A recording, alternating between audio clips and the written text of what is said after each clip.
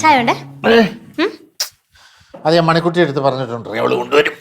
അമ്മ മാക്കൂന് വേണം ചായ കൊണ്ട് വാ.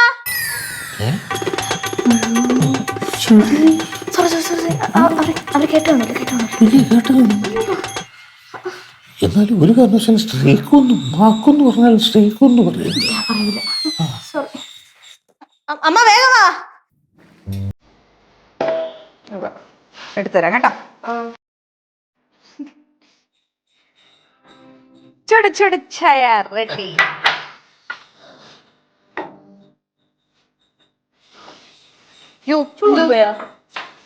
അതിന് മതമല്ലേ? അല്ല ചേട്ടൻ എന്തോ കളിയാണ് ഈ കളിച്ചോണ്ടിരിക്കുന്നേ.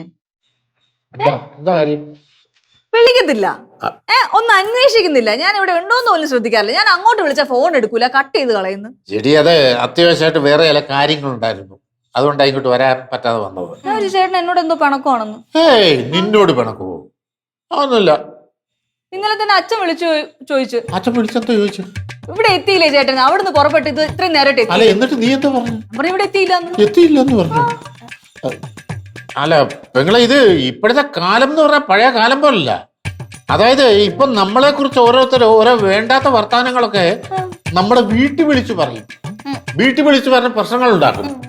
നമ്മൾ മനസ്സാചാകർമ്മണ അറിയുന്ന കാര്യമായിരിക്കത്തില്ല. പക്ഷേ അങ്ങനത്തെ ആൾക്കാരുണ്ട് പെങ്ങളെ ഇപ്പോഴേ. അങ്ങനെയൊന്നുമില്ല, പ്രശ്നമൊന്നും ഇല്ലല്ലോ.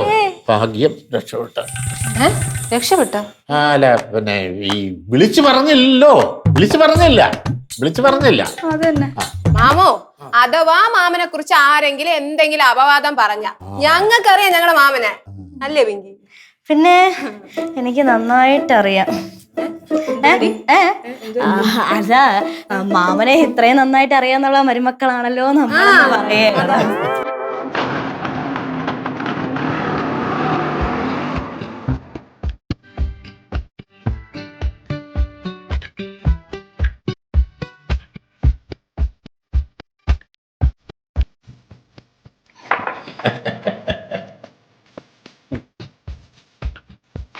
കളിച്ച് ചിരിച്ചിരിക്ക. അപ്പൊ ഇവിടെ ആരും ചത്തിട്ടില്ല.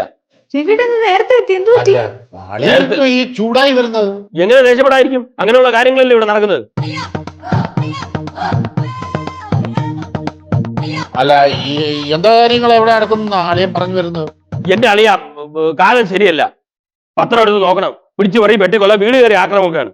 അല്ല അല്ലെ, അതൊക്കെ നല്ല രസകരമായ വാർത്തകളല്ലയോ? രസമുള്ള വാർത്തകൾ. ഞാൻ അവിടെ നിന്നൊരു 100 വട്ടം ഇവരെ വിളിച്ചു. ഫോൺ എടുക്കണ്ടേ? ഞാനും വിളിച്ചില്ല, എടുത്തില്ല. എനിക്ക് അവിടെ ഒരു സമാധാനമില്ല. പിന്നെ ഞാൻ സാറിന് പെർമിഷൻ വാങ്ങി നേരത്തെ ഇങ്ങനെ വരിക. രാംകുമാർ സാറിനോട്. രാംകുമാർ സാർ സാറായിട്ട് എന്നെ നേരത്തെ വിട്ട്. പിന്നെ രാംകുമാർ സാർ ആയിട്ട് വിട്ടു. നിന്റെ ഫോണാണ്? എന്റെ ഫോണുണ്ട്. ഉണ്ട്. എത്ര വിളിച്ചാലും അത് അച്ഛാ, ഞാൻ മിസ് കോൾ കണ്ടു, തിരിച്ചു വിളിക്കാൻ വിട്ടുപോയി.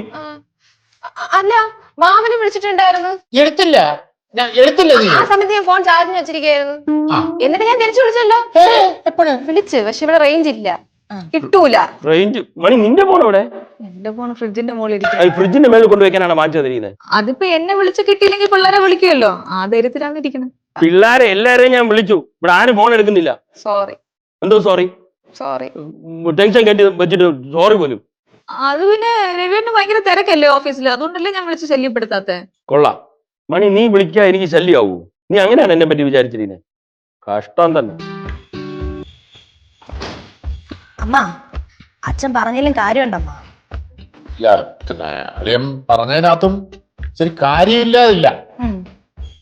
ഈ ഫോൺ എന്ന് പറയുന്നതേ നമുക്ക് വേണ്ടപ്പെട്ടവരെ വിളിക്കാനും പിന്നെ അവരെ മിസ് ചെയ്യാതിരിക്കാനും വേണ്ടിയിട്ടാണ് നമ്മൾ അത് ഉപയോഗിക്കുന്നത്.